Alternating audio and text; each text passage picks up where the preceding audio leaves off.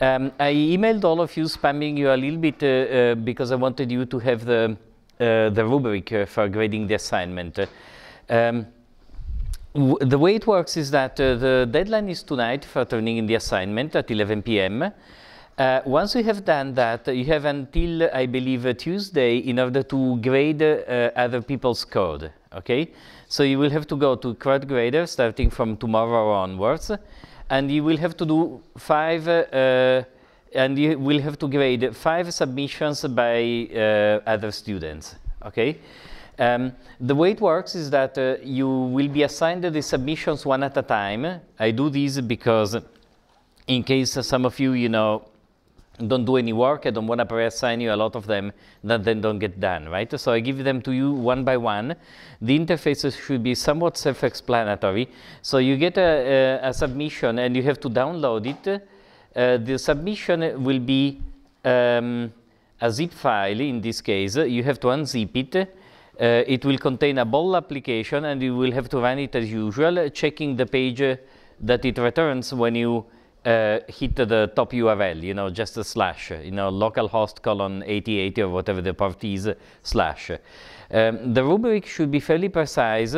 If somehow the application you're running really crashes or doesn't work at all or etc., you may want to give the benefit of the doubt to the student, and before assigning a grade, you can contact them via, there is a sort of a messaging system built into CrowdGrader. No? So you can say you can click on ask a question to the author of the submission, and so you can talk anonymously with you, the author of the submission, and all the other graders of the same submission. So there is a sort of forum that is done by the in which the people who are grading a single submission can participate, essentially. You can use that in case of emergency, okay? Yeah, there is a question? Yeah, a question about the rubric. It says that we need to use stupid.css and another CSS file. Yes. Would it be all right if we had just made modifications to stupid.css or maybe added to it? That's not a very good approach. Okay, so you need to see. Yeah, because normally these things like stupid.css is you use them as defaults in many applications. So I know that you can modify them. I hope it's not. Is it too much work in your case to just split out your modifications in a separate file or not? Okay, so if it was a lot of work, because I would have given you a benefit of the doubt, but I mean, benefit of the doubt. I mean, I would have given you a pass for this time, But generally, it's better to leave these framework files unchanged so that you can reuse them in many projects. Yeah. Okay, thank you. But so and in general, try not to be. Try when you grade to give a bit of the benefit of the doubt. Don't come down too harshly. This is the first assignment. Many of us are maybe not used to developing for the web. Remember that the goal is more to learn than to be, harsh, especially in these first assignments, right? So be kind, essentially, and other people will be kind to you. Sounds biblical, doesn't it? Okay. What I want to do is this. We left last time at a point in which I explained to you that because the web, as it was originally born, doesn't know who is talking to the server, then we have this notion of cookie, which is a small secret that is given to a visiting, which you can. Sorry, if you write a website, you can cause your site to give a cookie to the visitors. You can check whether the request comes with a cookie, and if not, you can set a cookie. This is done by Web2Py automatically under the hood, and it's one of the things that Web2Py does for you. If you look at the Bol documentation, also in Bol there is a way to set cookies and retrieve the values written in cookies. But what Web2Py does is fairly sophisticated. What Web2Py does is this. If you visit a site, it sets a cookie for that site. Okay, we saw it last time in the request. So if I write as a site hosted on localhost and an application called start, there will be a cookie for localhost whose name starts with start. Okay, so there is this cookie. The content of the cookie is a random string, and Web2Py uses it to look up in a database that is kept server-side for information that is associated to your session, and you can put in it whatever you want. Last time, we put a counter on it, okay? I want to show you where the database is. There are various ways where to look at the database. One is to use the Web2Py interface, but you can also actually just look at it brutally in the terminal. For example, where am I? Sorry, let me look at where am I. Yes, I'm in the right place. I'm in start. If I do an ls here, I can do it bigger, okay? But if I do an ls here, I see that there is a directory called databases. That's where the database is if you don't use a more sophisticated way to use a remote database. So you can do cd databases, okay?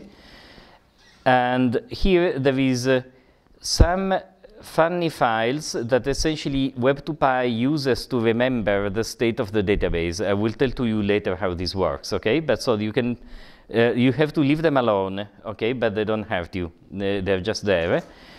And then there is a file called storage.sqlite, which is the database, and which you can read quite easily. So if you do SQLite 3, storage.sqlite, this enables you to examine the database using the SQLite 3 package that you should have on most Macs or so, otherwise you can install it. I don't know how, because I never had to install it, but I'm sure you can install SQLite. So this gives you a prompt, and you can say, what are my tables? A table, imagine if you have I mean, how many of you know nothing of databases at all? Some number. How many of you know a lot about databases? Some number. Everybody else is in between, right? So a database, for the moment, will be a collection of tables, where a table is more or less like a spreadsheet, something that has columns defining what is in the table. For example, name, cost, quantity, weight, you know, imagining that you're selling, I don't know, flour of different types, I don't know, whatever, right? And each row represents, you know, an entry in your table, essentially. So that's the easiest way to picture yourself what's going on in there. So there are many tables, because I don't know why, actually, I have these tables such as customer order, etc. This is a bit funny. I'm a little bit concerned. I think it's basically because I copied some things over from some other place. Those shouldn't really be there, but you know, I won't touch them. The one that contains the session is called Web2Py session start, so I can call it what is its schema of Web2Py session of. Yeah, it doesn't work. The auto-completion. I have to really do this, and it tells me that this is the schema of the table. There is an integer ID, there is a lock, you know, there is a client IP, a bunch of stuff created and modification time. But then there is this important part. The unique key is essentially part of what is written in your cookie and is used to look up stuff into it, okay? And instead, the session data is a blob, because Web2Py likes to encode the session data in some way. Okay, it's actually not very complicated. If you're curious, I think what it's doing is using JSON to write it into a string, and then it uses the base64 to make the string nice. But you know, you don't need to know this really. And it writes it there. So you can, for example, say select everything from Web2Py session start. Actually, I can just write this. No. Why? What? Or I can say just, you know, limit 3. So this just selects the 3 entries, right? If you know SQL, otherwise you can look up examples on the web or so. You won't need to use SQL in this class. So I'm just doing this for show now to show you what's what's inside. Okay. So, okay, these are entries. Okay, this is a simple entry. It contains, this is the part that is in the cookie, and this gobbledygook here is essentially the content of the session, which is encoded in this not very readable way, okay? I just basically want to show you that the table is there. A better way for you, if you are curious to see what's in the table, is to do this. Let's go to default.py. I'm starting from scratch, okay? So all I want to do here is to say logger or logging, I always forget, logging info, and what do I want to say? The session is colon %. %, is your friend. You know what it means in Python? It means do your best to represent what I'm giving you as a printable thing. That when you try to log stuff is the thing you may want to use, okay? And so here I'm logging the session, really. So let's see what is in the session if we don't do anything. Oh, maybe we can add some session.c, just for the fun of it, is equal to 1 if session.c is none, else session.c plus 1, okay?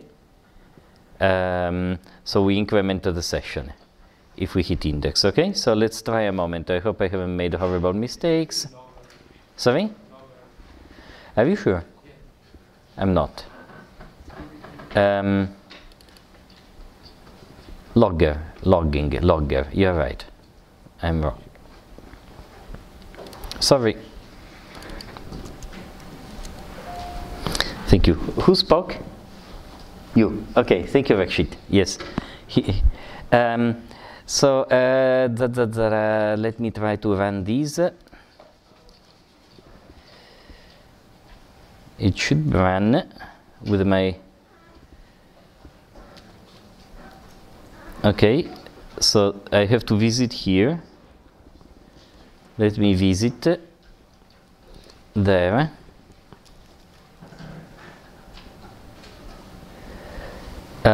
Yes, but this is welcome application, okay, because I removed the default, so I want to say start default index.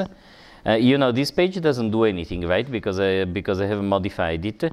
But if we look at the logging, hey. And it's because I haven't killed the previous version of Web2Py that is using the same part, I think. So how do you kill those kind of things? Kill all Python is a very brutal way of doing it. It's perhaps not the best way, though. Okay, so let me see a moment if I can restart this.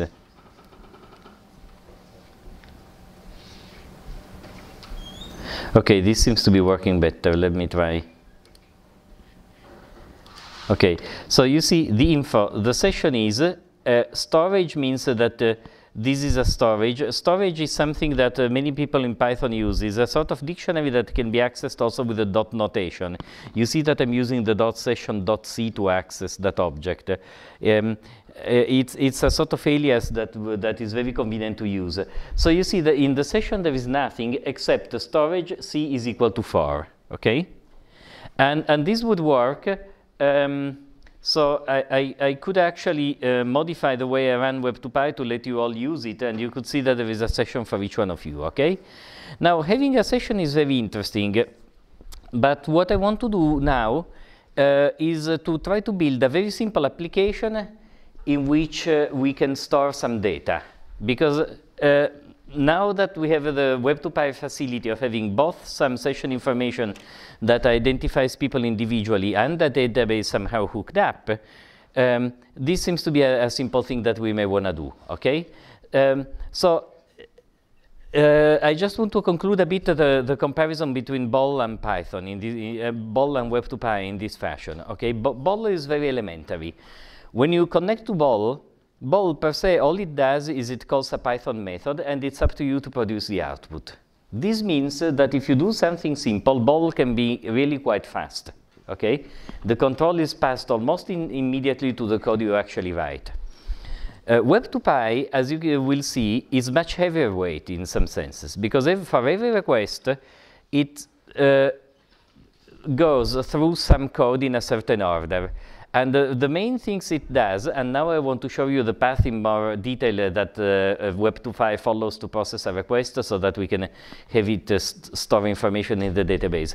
But the main things it does is the following. First, as it receives a call, it connects to the database before it does anything else, okay?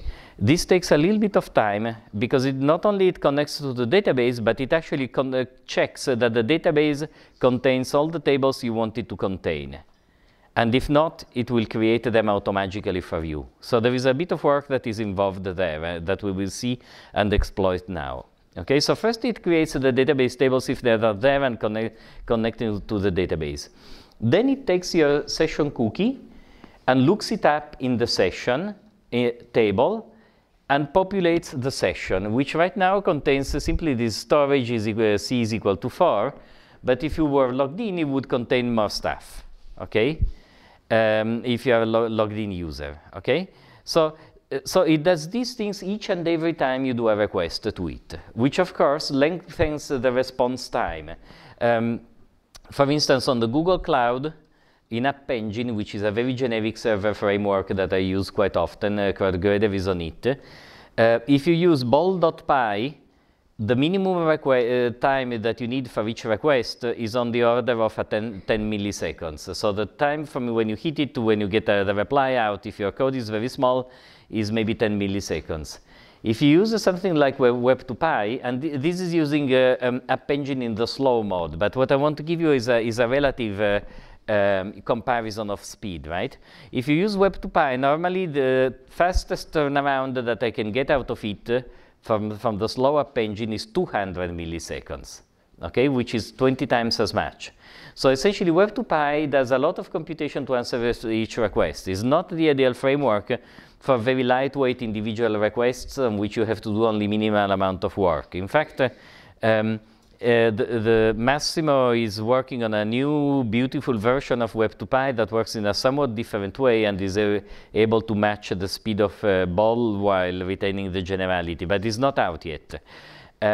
So what we do in this class is that we essentially accepted this slightly lower speed because instead we are blessed by this convenience of being able to connect to the database and take care of the session cookie and of the login process automatically, among many other things that Web2.py will give to us. Okay, so but I just want to mention that there is all this sort of work that goes into processing the request when it arrives to you, which is aimed at recreating the notion of you know, a session with a user, so a personalized connection where we have some lasting data between you and the web server. So before we get into writing the application, I want to show you exactly what is the path of a, oh sorry, I need to get used to it. I need to use the upper screen, not this one. I want to show you what is the path of a request in Web2.py, okay? So what happens when you ask for a web page? What Web2.py does is this. There is a directory called models. This directory originally was meant to contain the database models that the Web2.py needs to know about. But in general, these files are Python files that are all executed in alphabetical order from the first to the last, okay? And they are all executed for each request, from first to last. So you can put there anything that you want to define or be known for each and every request. Okay? After executing these, all of them, as if they were concatenated in a single big file, Web2.py will execute the code that is in the method you are in the method you are calling. Here, for example, index, okay? So first, it will run the models, and then it will run index. And then, you know, there are the views that here that contain, you know, the templates for rendering the output. So that's a generic path of a request.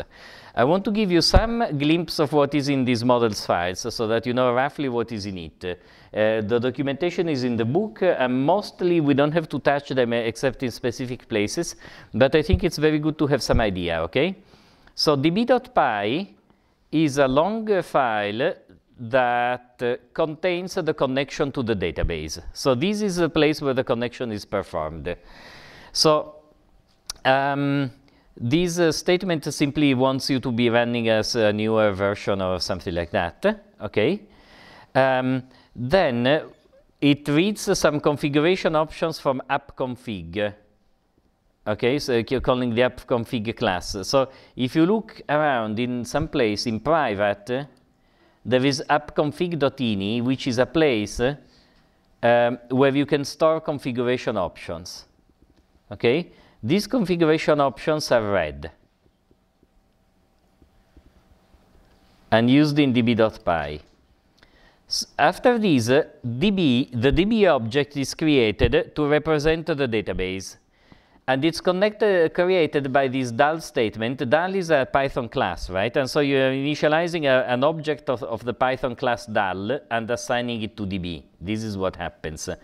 And you are essentially saying that the database lives at this URI, and then you see a lot of other options that we don't get into now, okay? But if you look at the DB URI, let's look at it as it is defined in the appconfig. The DB URI is SQLite storage.SQLite. So it tells us two things, that the name of the database driver is SQLite. You can connect to many databases from SQLite if you know about the database drivers, but you can connect to MySQL, to Oracle DB, to Google Cloud SQL, to Amazon Dynamo whatever. You can connect to MongoDB, to Cassandra, to various databases, okay? So there is a various wide choice of databases that you can use. And the second part after the : / identifies where the database is, and in this case it simply says it's a file called storage.SQLite. If you look at the Web2Py manual, there are the instructions for connecting to databases. Let me just tell you, in case for those of you who don't know how this works. In general, once you develop at scale, the database is not necessarily sitting on your same machine that is serving the web. In fact, in general, it's sitting somewhere else. So you refer to the database via a URI, a sort of URL for the database, okay?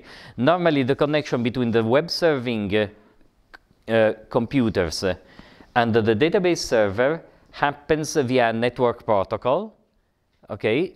And so you pass essentially to the database manager locally the URI, the location identifier of where the server actually is. In this case, you just specify it's a local file, but if it's a MySQL server, for example, you would specify in the connection string also what the password is and what the database name is, okay? So in general, this file, this appconfig.ini, is something that you don't want to check into Git, because it will contain the credentials for your secret database once you are in production, okay? This is just a note said in passing, okay? And if you are curious, because I always want you to be able to, you know, be independent and find out where things are. So if you want to know how to connect to databases and where this thing is all explained, you say Web2Py book, database. This will give you the database abstraction layer as the chapter you need to read. You go there, and you know the DAL constructor, and this has the signature. So this is the simplest way to connect. These are all the various options that you can have. Okay, and you know, number of attempts, whether to do this or that is quite complicated. And these are all the different databases it can connect to. For example, if you have a MySQL database server sitting somewhere, you connect to it in this way. You say MySQL, then you say username colon password at, and then you say, you know, localhost in this case. But in general, this is the IP address where the database server is, with maybe the port as well.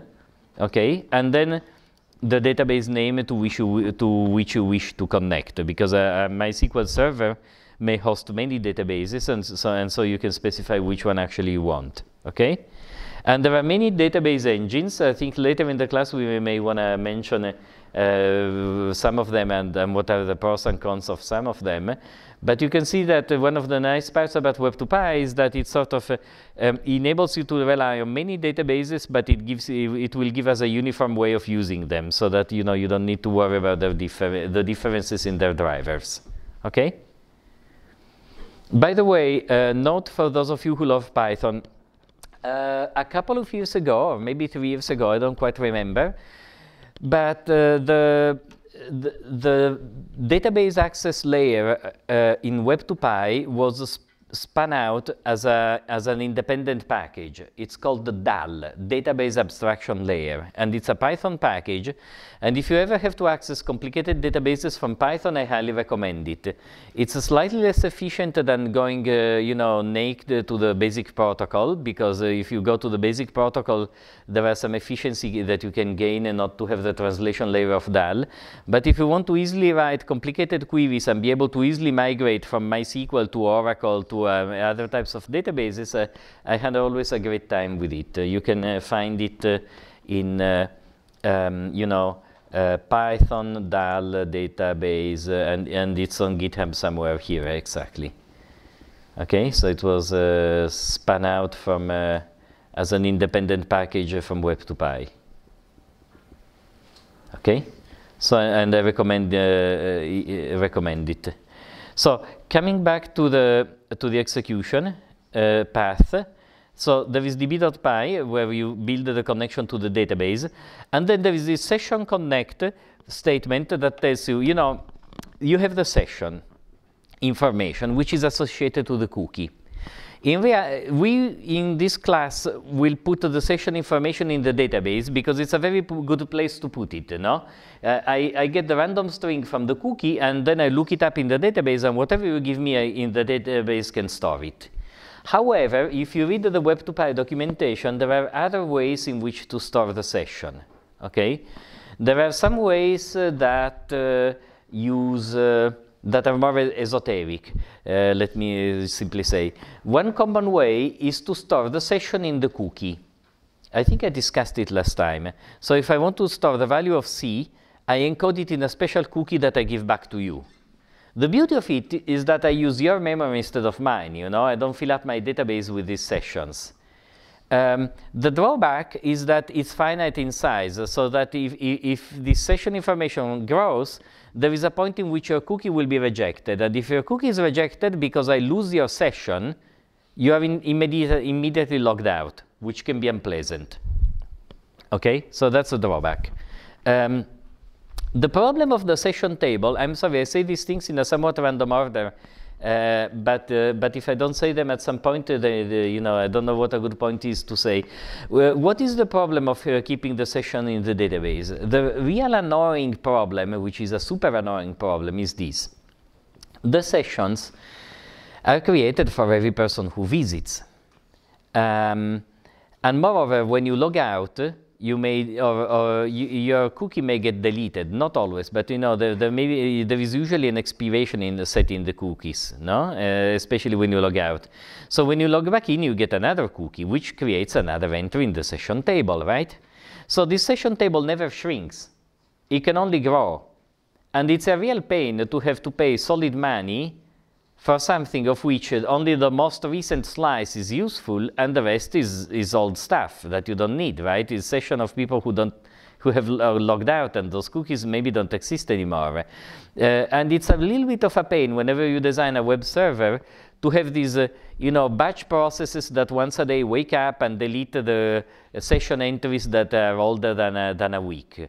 But if you store things in the database, this is something you have to do, because otherwise this table will grow without any limit, and will grow pretty fast, because for every visitor you have, it will create an entry. Okay? And so if you have a lot of visitors quickly, also because the cookies expire, this really can fill up and waste your money. Okay, not to speak that there are limits of size in MySQL databases. I mean, if you go over some number of gigabytes, that's not great. So what is in the rest? In the rest, there is some yada yada that you don't really need to know, and then there is this very useful line that sets the auth. Auth, this is again a way to create a Python object.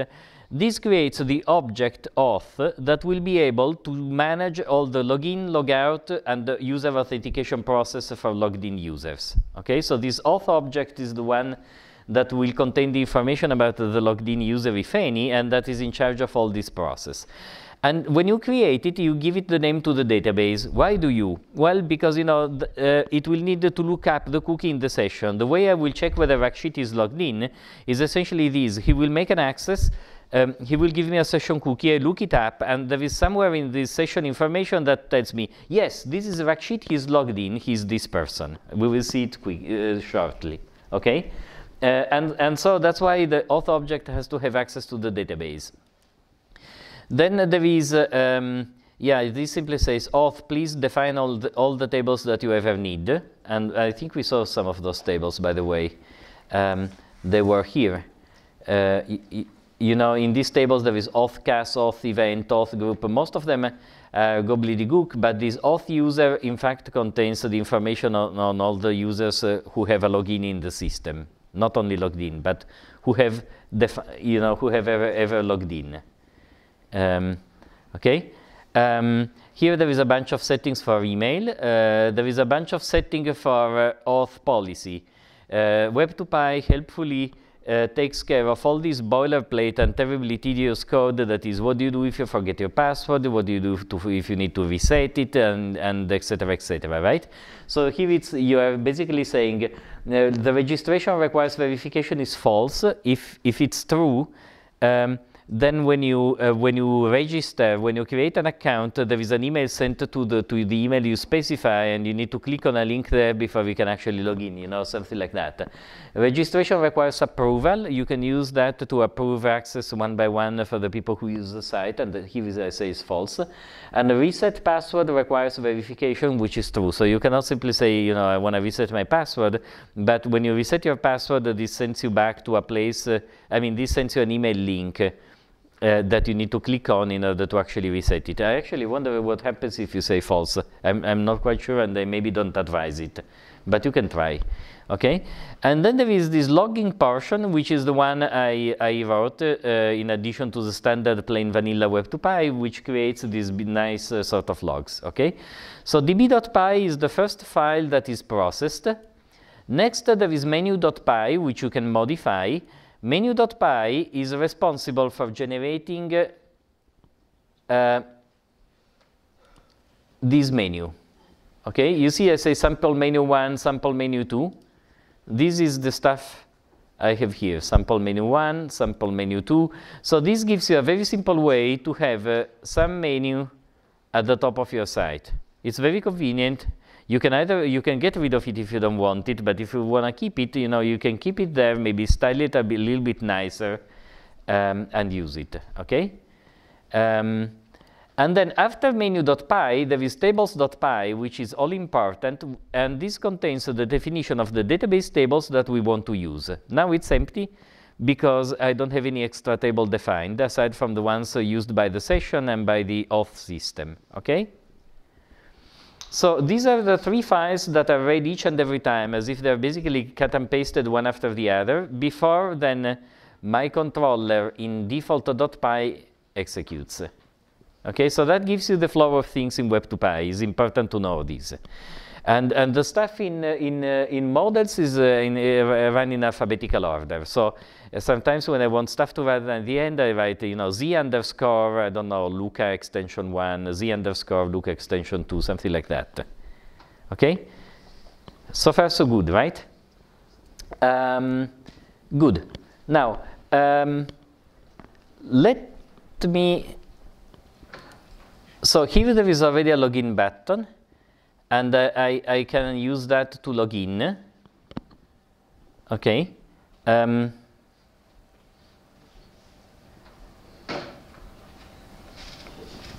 Let me just look at one thing, 1 second.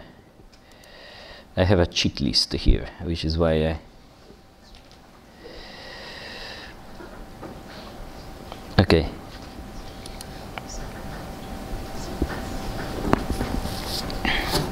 So, just for us to know things, okay, logger info, the auth object is %r auth. Let's see whether this works. I never tried it, but I think it does. So let me see what happens before I start writing code when I log in.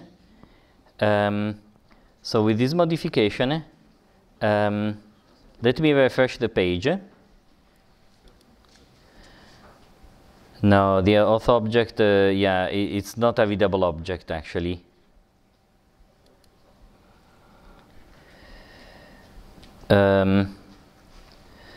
Well,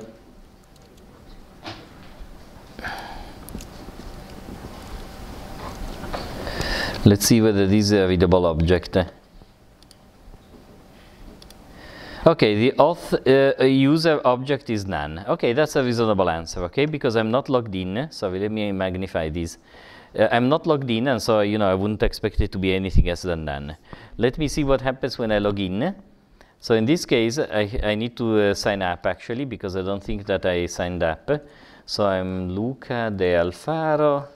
My email is luca@ucsc.edu, and my password is always banana.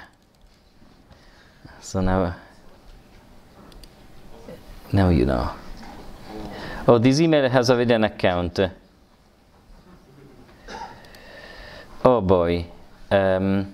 So who am I? Luca De Alfaro. I mean, it doesn't check it, so at least I can be banana for today, because I don't remember my password. I think I messed up slightly by having this database already pre-filled with things. So now it tells me, welcome Luca, is very nice of it. And if I look at this, the auth user object is a row. So it's a row from the database that contains a bunch of stuff. First name Luca, last name De Alfaro, registration ID, which is we don't need to worry about. ID is 2. So reset password key, registration key, email.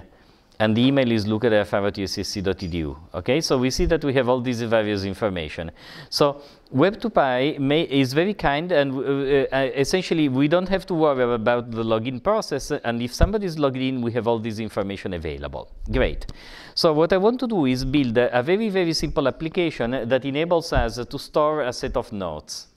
Okay, and we should be able to add a note, to edit an existing note, and to see the list of notes we have. And every note has a title and a content. Very, very simple, but let's try to do it. So one of the things that you do when you start coding these type of things is that you need to write your database tables first. The reason is that the rest of the code will be written in order to fish out the information and read it and write it to the database tables. So if you don't fix first the names of the things in the database tables, you cannot proceed really, okay? So we go into tables.py here, and we start to define our tables. I say db define table, okay, and then I give it a name, which is notes. And then I can define a sequence of fields, okay? So let's give it a bit of thought. So a field, you define it in this way. Sorry. You give it a name. So what should we write? Well, title. Okay. Then content.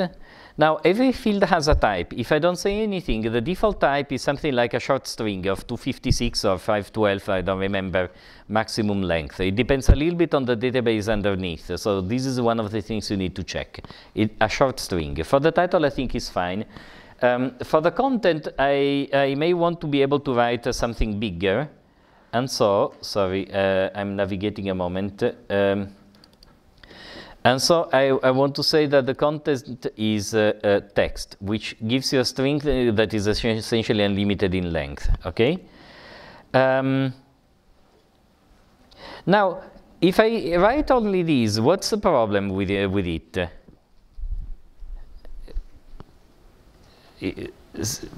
Yeah. No ID, right? So we need to know to whom these lists belong. And so I can do one of two things.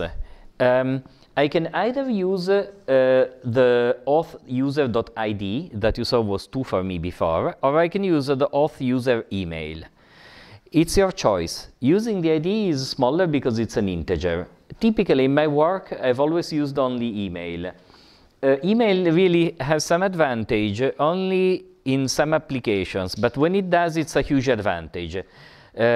let me give you an example. In CrowdGrader, I use the email because I can do tricks like these, for example. Suppose you are trying to create a group submission, okay?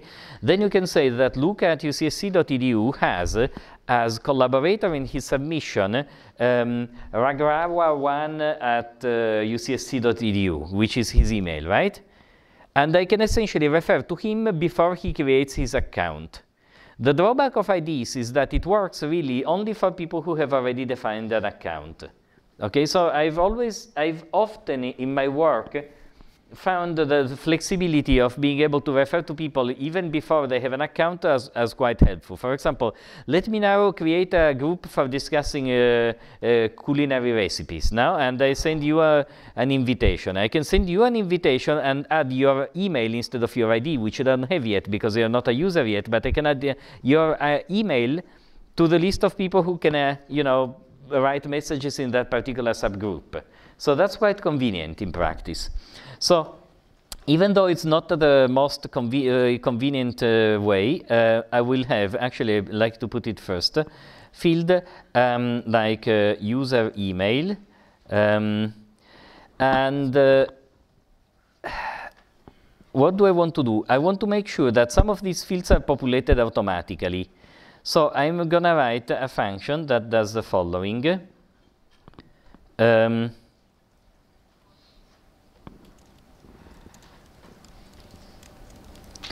Okay, I can always define functions. I return auth.user email if auth user is not none, as none. Why not? Def get current time. Okay, so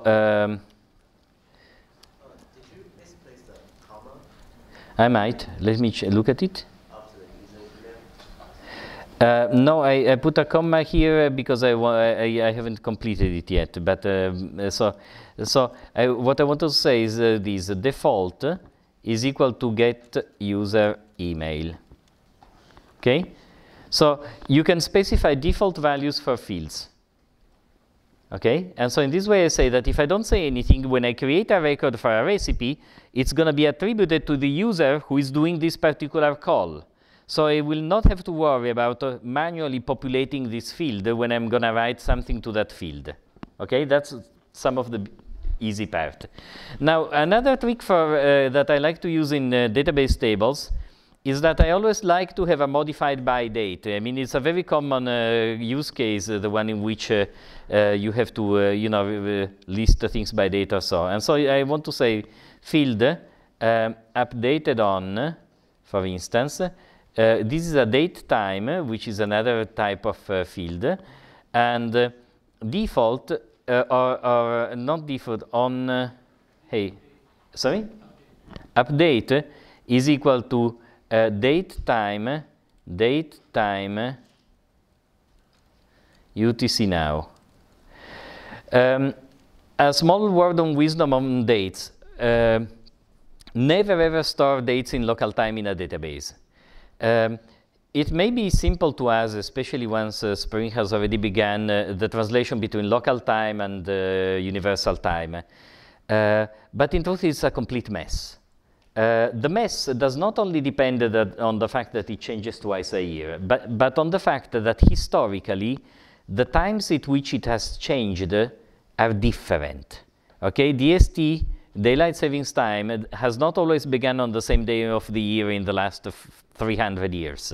So if you actually want to write a function that reliably translates from universal time to local time, it's a big mess. In fact, there is somebody I think that is making money because he licenses some version of the Python packages that do it in the properly official way. And he has tables of data for all. You think that there may be only 24 time zones, or maybe 24 times 2, 48 time zones if people even go by half an hour. But it's not true. The reason there are many more time zones in the world, that there are thousands of time zones, and I'm not joking, is because there is not only the difference in the time that changes, but also the history of how it changed ever since timekeeping began. So it's such a huge stomachache and I'm not kidding, if you have to do a real application with time, it becomes a stomachache. It is such a huge stomachache that I advise you to keep your sanity at least by writing in the database only univocous information, that is information in UTC format. Okay, so at least you have only a visual presentation format, but whenever you do an algorithm, you always reason in a time notation that is somewhat sane. Okay. The other thing that may sound bizarre to you, but is actually true, is this. When you visit a web page, your browser, again because of ancient history of the web, is not actually polite enough to tell the server what the local time for the browser is or the time zone is. They try to tell it each other, but it's not in any reliable way. So if I build a website and you access it, I do not know how to translate the times I've stored, for example, for my train schedule back into your time. I mean, train schedules are fine because you mostly want them in the local time of where you're going to catch the train. But if there is some other event, that is not necessarily local, I mean, suppose we are doing a scheduling app and we need to set appointments. I don't know that you are going to be in my same time zone, right? So how do I translate the fact that this thing starts at 13 hours UTC to your time zone where you are? I don't know your time zone. I mean, the browser is not kind enough to tell me. So one of the things I will do, but later on, because it's a bit complicated from handshake point of view, is I will give you some code that actually detects the time zone by playing some incredible tricks in the browser and then pings back the server telling what the browser time zone is. This is incredible, but I've seen really various startups that don't know how to do that. So that's why I want to pass it to you. You want to be better than those, okay? But so, long speech, but at least here we keep the date in UTC, right? So now I can, with these, why does it say indent expected? Oh, yeah, def current time. Yeah, I'm not using it in the end. Okay, fine. By the way, another note. You see that every time I use the DB, I call it DB. Web2Py actually is one of the few web frameworks that can handle multiple DBs. It is not written anywhere that you should connect to only one, right? I say the DB is equal to the connection to this database. You can connect to as many databases as you ever wish. Okay, I'm not sure in general it's a fantastic idea, but I've often written applications in which I connect to at least to 2 or sometimes 3 databases. Often you do these because different databases give you different price cost performance. Maybe a database is a MySQL database that is very good for doing queries but is expensive for storage, and another database is instead slower but is great for storing a bunch of very large pieces of stuff. No? And so you can have 2. Is sitting in different places altogether. Okay, now back to our problem. This is tables.py. I don't know why this is still indent expected. No, I think it's just old. Please don't expect it anymore. Boh, we will not be worried by it. Then I go here in default.py. Maybe I do a little bit of cleanup. Okay, this maybe we don't need. These I can leave. This hello world I think has become a bit old. Okay, for us, and also this C, and also these. So this. Okay, and I would like to. Sorry, I want to have here my cheat code.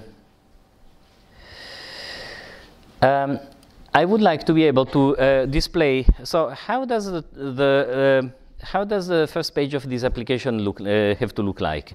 We want to put the list of your checklists, maybe with the side of these checklists, to each checklist. How do we do it? I mean, it's up to us to decide, right? But one way would be that if you click on the title, you can go to a page where you can look at it. And then in the page in which you can look at it, there will be an edit button that if you press it, you can also edit it, okay? Does this sound more or less okay? I guess so, right? And then we have to have some way of creating one more checklist. Actually, help me a moment. We can really do it according to your preference. Imagine that I have this list of checklists, each one with the title only. The question is, how would you like me to add a new one? I can either give you a plus button that sends you to a separate page to write one, and when you are done, it sends you back. Or else I can put that form on the same page. Maybe a separate one is better. Maybe more readable if you are on mobile, right? Because you just press plus. Okay? Okay, let me do an independent button. So I'll build it in a moment. So let me start. First of all, I have to fish out what are your checklists. And so I say this code, checklists is equal to none. Okay, so I initialize it. So, and then I say if auth user is not none. So if you are logged in, because if you are not logged in, there is no hope, right? I cannot fish out your checklists. Then I can say checklists is equal to db no, how did I call it?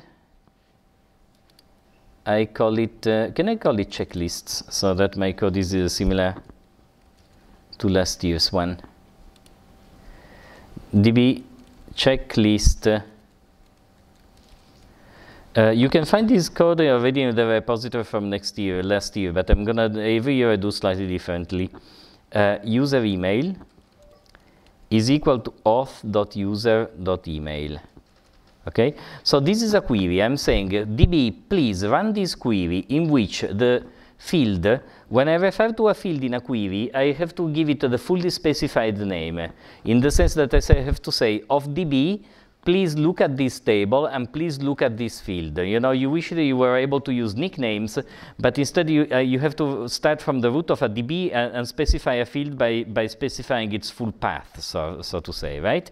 I'm sorry about that, but that's the way it works. Then you can say equal, and you can say greater than, smaller than. You can look at the various operators for a query. And I want to say that it's equal to the auth user email.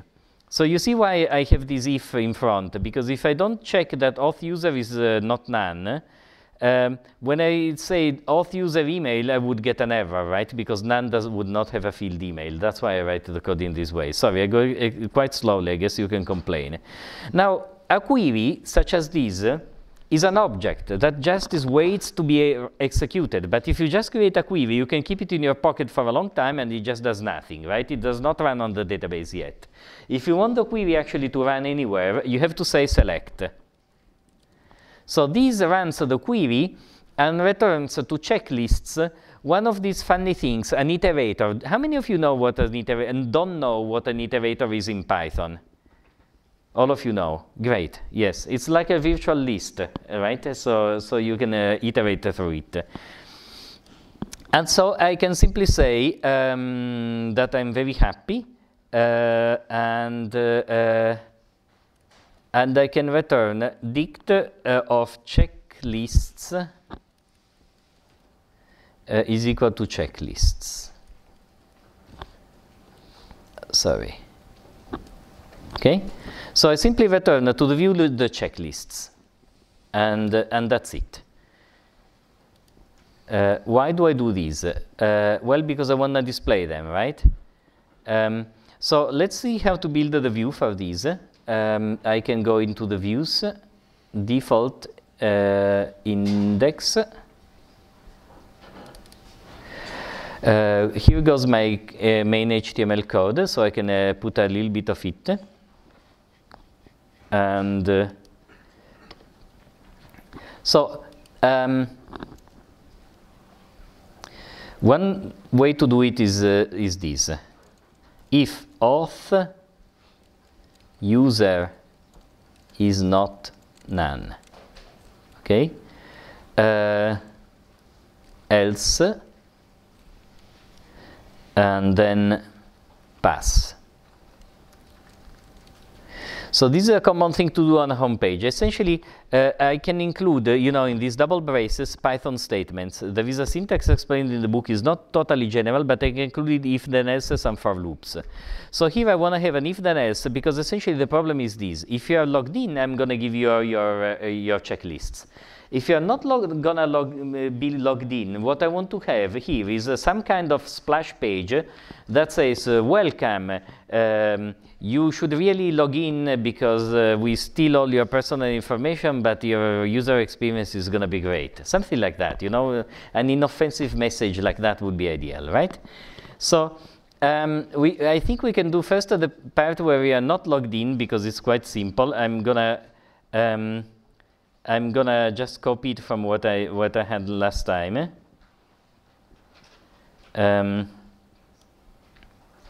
I don't know what it does, but it cannot be too bad. So let me just put it here and then try to understand with you what it does. Okay, so I have main title, text center. I think this was written for not for stupid.css. I don't think that text center works, but I'm also not gonna worry. Okay, I simply say main title, welcome. This site will help you organize your life, nothing less, right?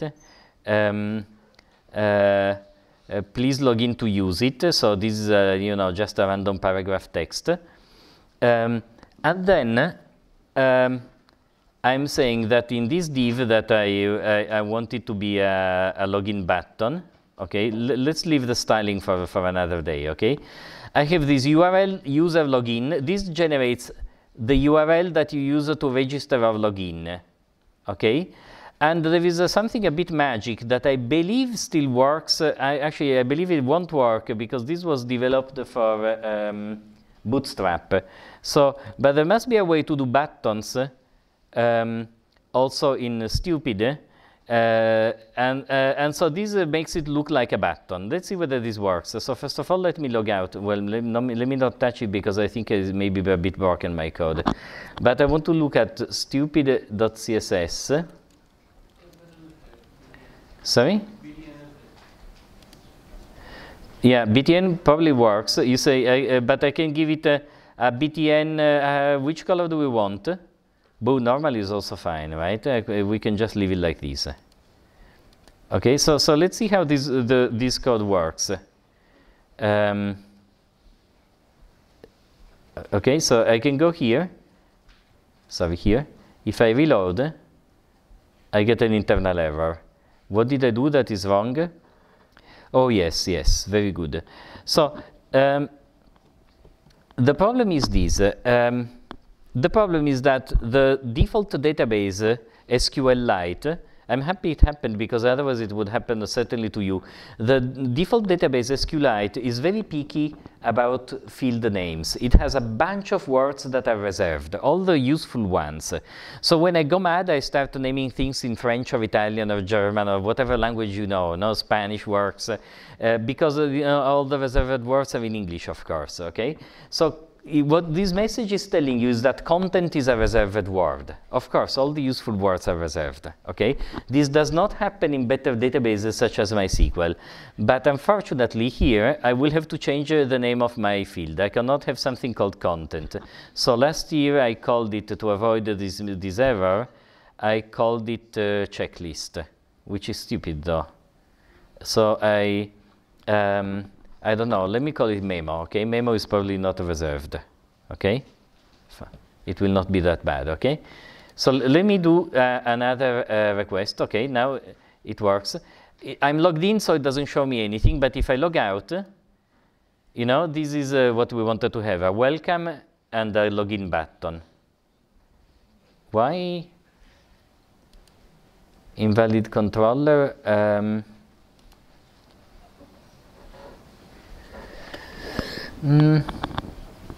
Wait, sorry. So if I want to log in, this controller is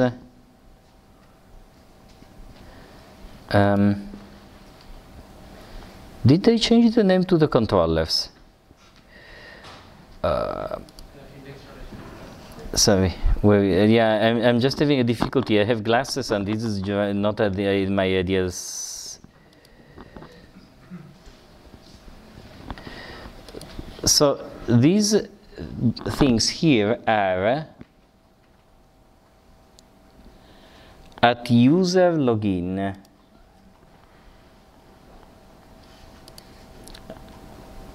Start user login. Invalid controller.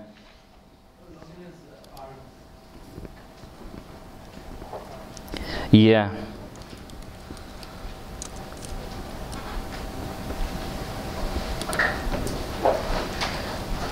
So would this work? Otherwise, okay, right? I don't know why I messed up before, but this works. Okay, just the wrong address. Never mind. Okay, great. Now, instead, I want to fill in this part of where we are logged in. Okay, so what I want to do here is I want to have a set of titles that are the set of titles of your notes, plus a button to be able for you to create a new note. Okay, so let's first put the button for a new note. You can go look in stupid.css how to make a button. Where is it here? Okay, so you can style a link as a button with a btn class. So I can say okay, paragraph. I don't know, whatever. Why not? And then class is equal to, I don't know, btn red. So it's a red button, okay. Sorry, href is equal to a URL to a function that is in default, and the function will be called add. Okay. href is equal to this, and the text of the button says something like add, very full of fantasy. Okay, but this will give me a button. So let's see whether the button is there. If I go here, let me first log in. Okay. Luca del Farat UCC banana. I log in. Okay, so I'm sorry, I'm not working on style in this class. So the style is, you know, the buttons are going to be all mashed up and the text is going to be mashed up, okay? But I got my add button that can send me to an add method. Now, I want to make this button a little bit better, and I would like to have here some icon. I would like a plus icon. You can have many icons. So because this is such a frequent thing, I might as well tell you now, how do you use icons? Well, do I include the icon file? I think I do. So if you use the starter app, I already included for you somewhere, let me see where. Yeah, in if you go check in layout HTML, you see that I am loading Font Awesome. Font Awesome, you should look at it, is a way for you to easily include any of a very large set of icons. Oh boy, they changed the way they present it. So of course it has become slower. Okay, oh my goodness. Much less usable. Hey, what does it mean, Pro? Free. I just want the free. Nobody wants to pay. So, but there is a very large number of icons, okay, which unfortunately there are so many that it becomes harder to search. But I know a few by memory, so I can tell you how to include one. And so if I go into index.html here, to include an icon, you do that like this. You create an I tag, okay? And in the I tag, you give it a class that is equal to fa for Font Awesome, and then you say fa dash plus, for instance.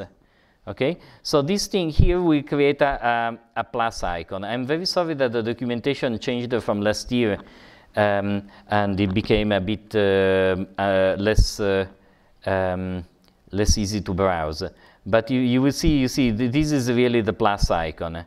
I'm sorry, this used to be very compactly presented, and now, you know, it got mashed up. That's called progress, okay?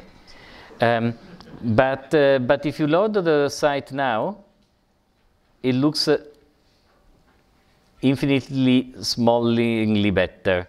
So we may want to add a space there so that, you know, then you can really use CSS, you know, to decide the spacing around icons. But at least we have an icon. Now, once we have the icon, I want to build here a list of your checklists, right? So I want to essentially write a loop over all your checklists. And so I can do the as following. For CL in checklists, right? And then I can say pass to close the loop. So I close them immediately so I avoid forgetting. I think, you know, here in theory I should indent whatever, it doesn't matter. You see, at the exit of the database, I have this query that has run. So I have this iterator of checklists, and each checklist will have as many fields as I declared in tables.py. So every checklist has a field user email, title, memo, and updated on. Okay, and so all I wanted to display at the beginning is the title, so I create a div class is equal to checklist title. Okay, so that div, and inside of this div, I say cl.title, and this will create put out in a separate div the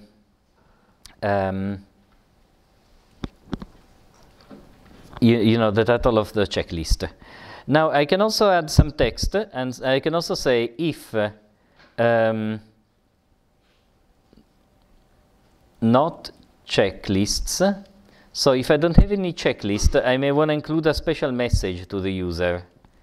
And my special message, which I'm going to do very simply, can be a paragraph that says, you don't have any checklist. Press on the add button above to create one. It's a stupid message, okay, but at least we have it. Okay, so you don't have any checklists because I haven't created any checklist. So now it's up to me to create a page where I can create a checklist. Notice that if I go there, I will get an error, obviously, right? Because I haven't created any default add function. So now I have to create some function where I can add a checklist in the code, okay? So let me do that. I go here. This is the index function, and I create an add function. I can say adds a checklist. Okay, and so this sounds interesting, but we don't know how to do it. So essentially, I have to create a form for people to input information. Okay, and I have to create a form that has as many fields as are needed to fill in the information in the database. So instead of explaining you first the theory of doing this, I explain you the practice, because these forms are one of the cases in which Web2Py really helps you out a lot. It essentially, Web2Py is able, if it has a database table, to give you a form to add stuff to it, which is very, very convenient, because Web2Py knows already how the database table looks like, and so is able to know how to fill it, right? This is one of the things that enables us to develop applications very quickly in Web2Py. So the way to do that is as follows. I can say, sorry, I'm navigating around in various windows. Form is equal to SQL form of DB checklist. This creates a form to add things in this table. Then I say if form the process accepted. So if the form has been accepted, which in this case means also that the thing is added, I can say session flash is equal to checklist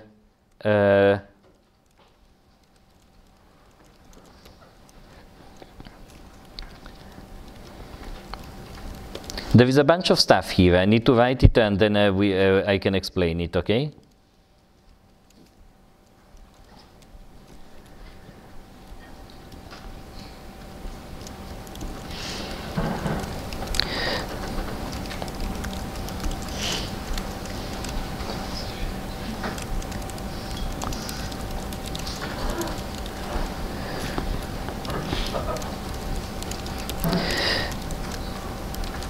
Okay, so I create a form. Let me tell you in general what this does, but we will spend a bit of time looking at how this works, okay? But in general, I create a form, and then I say, if the form, once I process it, is accepted, it means I have inserted the data, right? So I flash a message that says checklist added, and I redirect. This is the way in which you redirect people to another URL. And I redirect you to a default index, which is just, you know, this top method, right? If the form contains errors, I flash a warning at the top, you know, these sort of yellow lines that you used to see here, that says, please correct the information, and I return the form. I don't pretend that this makes fully sense to you. I want to explain it to you slowly, okay? But this is what I do. And I create another web page because, you know, add is the Python method, but I need to create the corresponding view. So I create it here. So I create a new file that is called add.html.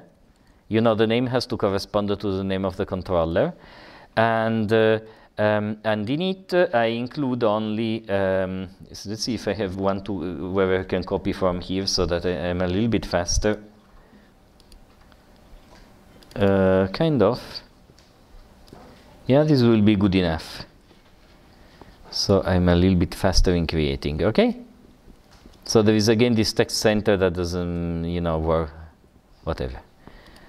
But essentially, I just display the form. I don't do anything special to it. So now let's play with it a moment to see what this does, okay?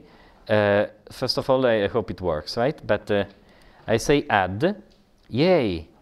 And I get something that says new checklist. Sorry, you know, the formatting is not ideal, I admit it. But, you know, we can fix it later with CSS, with other divs. Again, this lecture is not on these.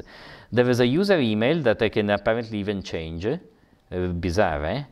Then there is a title that says, like, what to forget, no? And then there is a memo that says, I don't know, like socks, pyjama, and toothbrush, no? Which is what you need to forget for the next trip. Do you spell, how do you say pyjama? Boo? I forgot. So I click here, and if this works, yes, you see? Now, what to forget is in unstyled, but is the div that contains the title. Okay, we need to style it in some way, right? But I haven't styled it yet. And I cannot click on it because I haven't defined a click behavior, right? I need to define a click behavior to visualize it. But the first thing I want to show you is this. Now we were able to do this form, and the form worked, and I want to go a little bit into how to do forms. So when you say add, the first thing you notice is that we don't really want to display the user email because I really don't want to entice you to be able to edit it, right? Otherwise, I can put stuff into somebody else's list. You know, there is no checking that here I don't say George at ucc.edu. Chancellor will be pleased. And updated on also shouldn't be here, you know, because it's kind of silly, really. So how do you format these things a little bit?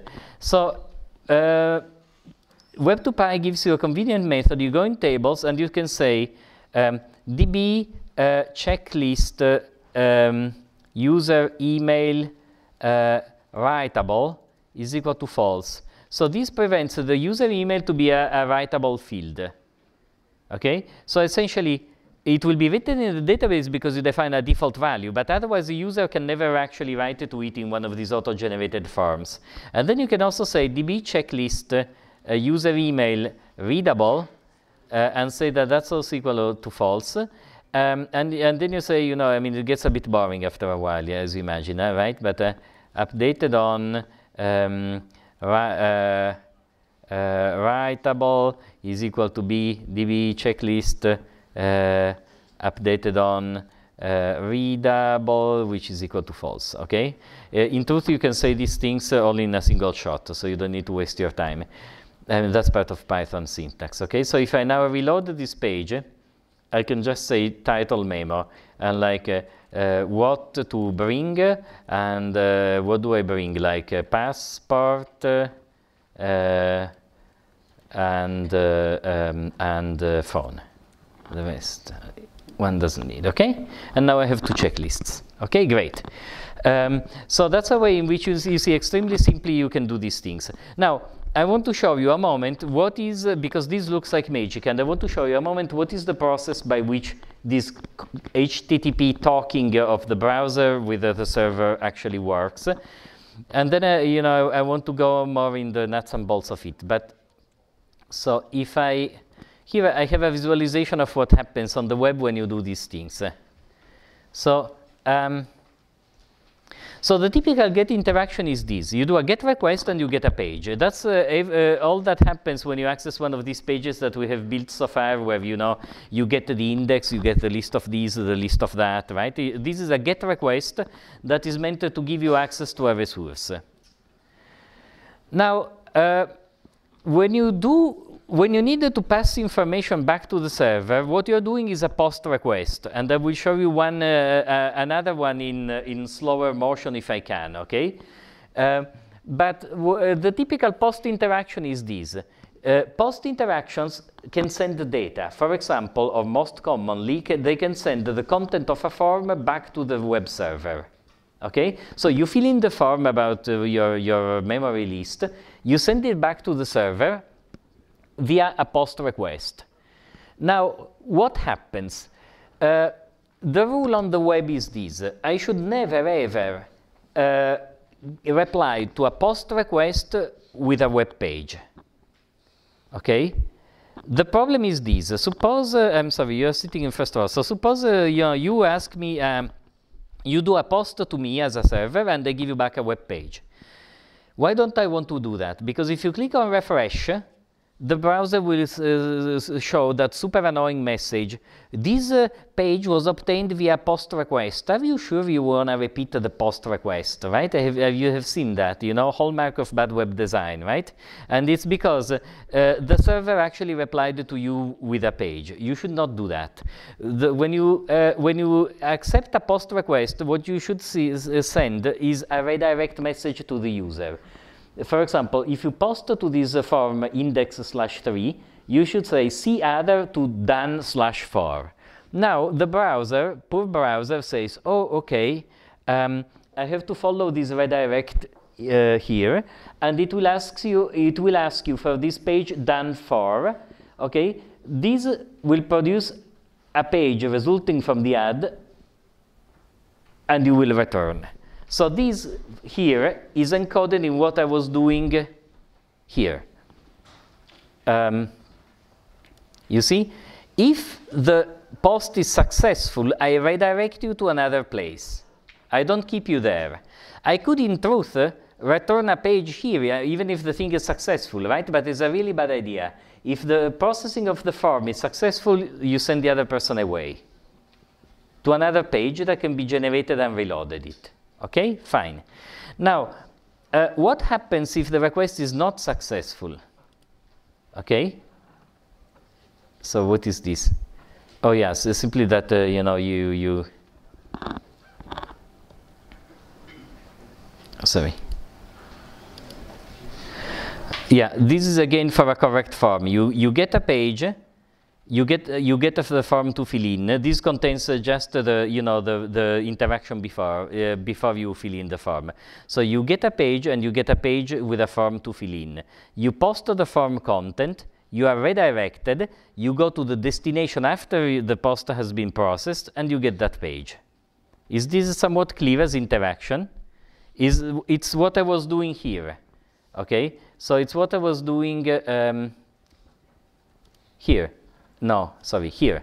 You know, I go to a page that contains a form, and when I post this form, the form will be processed, and I will be sent back to this page. okay, via that redirect. Instead, I'm sorry, I'm going a bit around. Instead, if there is an error, you do the following. So the interaction changes a little bit. You ask for a page and you get a page with a form to fill in. Just as before, you do a post with your form data. Okay? If I post a form with the form data and the form contains wrong information, for example, how much money you want to transfer? 1 billion. Then what you want to tell me is you don't have 1 billion in the bank account, no?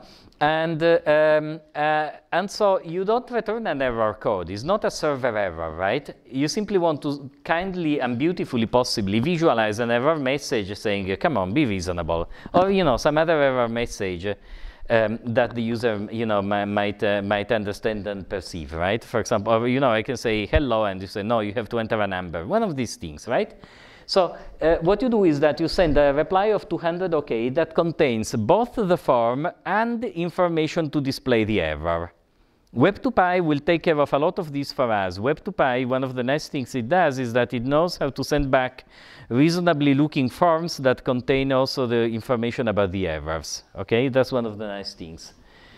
Then what you do is this, that you may correct your error, and so you may do another post, you know, after you fix the information. And in that case, if the form is valid, you are again redirected to another place. So essentially, the story is this when you do a post request. If I'm happy with the request, I process and I redirect you elsewhere. If I'm unhappy, I want to just throw the form back at you with the error information so that you can fix it. And so you see that this is essentially what I was doing here.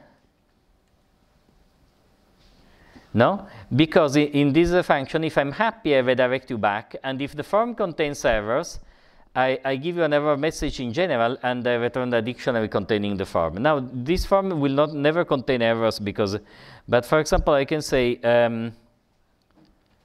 I don't know, what errors can we have? I forgot how to do special form validation, but I think I can rejiggle my memory. Do we have enough time for that this time? Yeah, maybe so.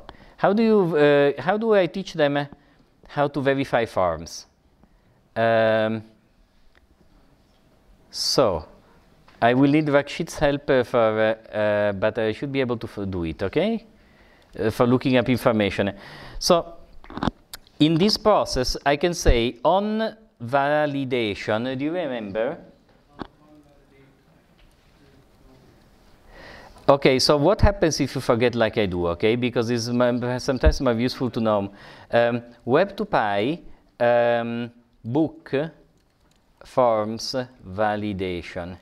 Okay, so you do these forms and validators, and then you on validation, okay? On validation is a way for you to define you see, on validation is equal to my form processing.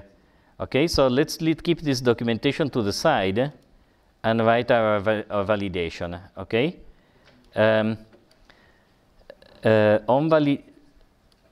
sorry, let me look at that while we write. On validation is equal. On validation is equal to no swearing. Okay, it's just a joke. You know, I feel very non-serious today, as you may have understood. So now I can define no swearing, okay, as a function, the grammar function, you know, something like that, that takes a form as input. So if you define a function with no arguments in a controller, Web2Py believes that you are defining a function that corresponds to serving a web page. If you define a function that has arguments, then Web2Py believes that that's an auxiliary function. If you need an auxiliary function that doesn't take any arguments, just invent an argument for the sake of it, and you know, just don't use it. Okay? But that's the story. So I can invent this function that is called the no swearing. Okay? And so I can say, for example, if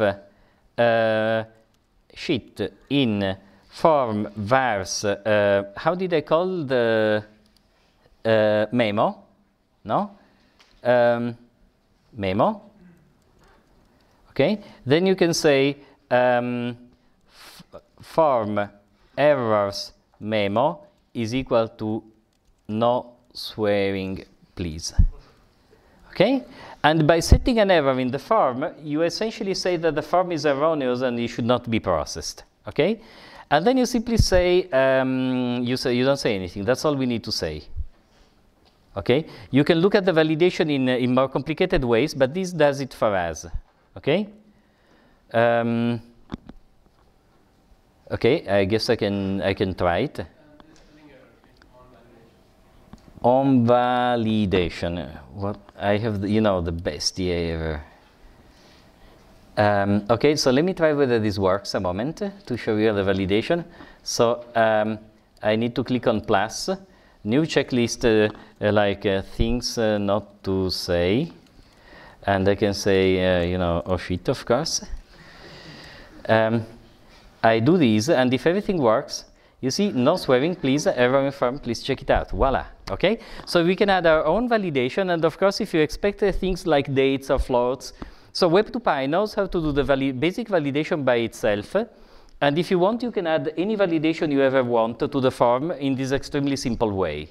This is one of the things it will be a little bit harder to replicate once we win us off from Web2Py. You have a question? No? Okay. So another thing is this. You may have noticed, by the way, this T that I put around strings. What is that? That is used for internationalization. I'm not doing any internationalization of my website now, but the idea is that I'm saying essentially translate that string. Since I have not defined any internationalization framework, this will not do anything in practice. It just gives me back the string. But otherwise, the idea is that no swearing please becomes a key in a file. And I can say no swearing please, and then, for example, in Italian, niente bestemmie, or niente parolacce, or, in French or in so on, whatever other languages. And so depending on your locale setting for the language, this T will take the English string, look it up in the translation table for your language, and return actually the string in your language. We are not going to do very much of this in the class, but there is a chapter in the Web2Py book on how to internationalize. So it's a good habit to include the strings in these T's, okay? So at least now you have an example of failure, because otherwise, the previous form would hardly ever fail, because, strings are always strings, okay? Good. This is a good moment to stop and ask if there is any question. Questions on this so far? There is a bit of magic on this form processing. Actually, one of the things we should do is this. Now that we have this swear word and the form, let's see what happens. So, no, I think it's actually easier to see it here. So, let me delete everything so that, so I say, oh well, okay. Now, these will give us here the log for the requests. So let's look at what happens. I submit these, and you see there are two requests. There is the post request to start default add. This is the post of where you give the values of the form to the server.